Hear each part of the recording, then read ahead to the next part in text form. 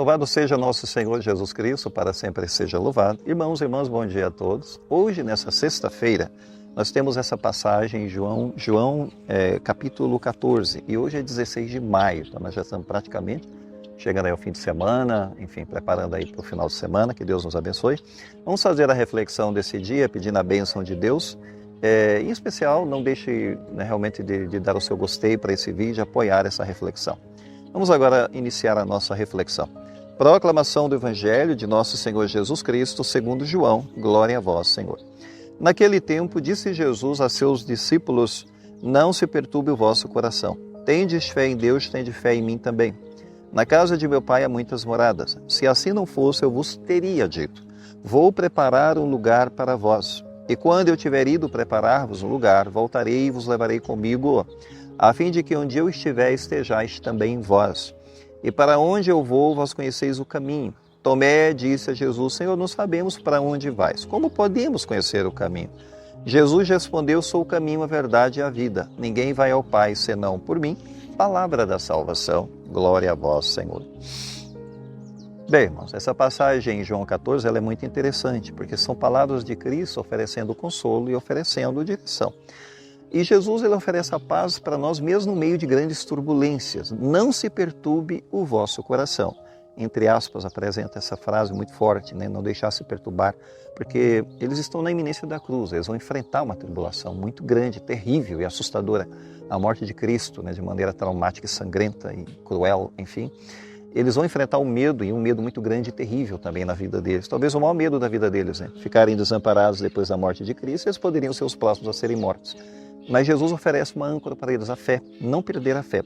A fé não nega a dor, a fé não nega o sofrimento, a fé não nega os desafios, mas a fé transcende tudo isso e oferece força para o caminho. A gente tem que entender a fé assim, como uma luz que nos guia no escuro, é assim que a gente tem que entender a fé. Portanto, Jesus ancora para eles, dá uma âncora forte na fé, mas ao mesmo tempo faz a promessa de um lar eterno, dizendo que nem tudo está perdido e a morte não é a última palavra. Na casa de meu Pai há muitas moradas, vamos colocar isso daqui entre aspas.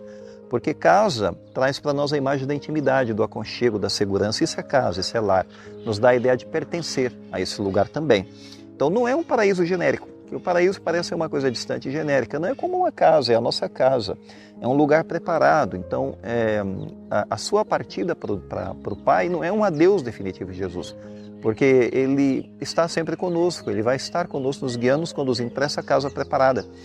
A pergunta que vem em seguida é uma pergunta de Tomé: Senhor, como podemos conhecer o caminho? Quer dizer, a honestidade, né, muito grande de Tomé aqui, querer entender, compreender, aprofundar todo o mistério que Jesus revela, porque tudo é mistério, na verdade. Eles não entendem tudo que Jesus fala. Mas Jesus dá uma resposta muito sincera para ele, entre aspas: eu sou o caminho, a verdade e a vida, entre aspas. Porque Jesus, ele é o caminho nesse mundo, cheio de atalhos, de caminhos fáceis, de labirintos estranhos. A gente entra por um caminho, se perde nesse caminho.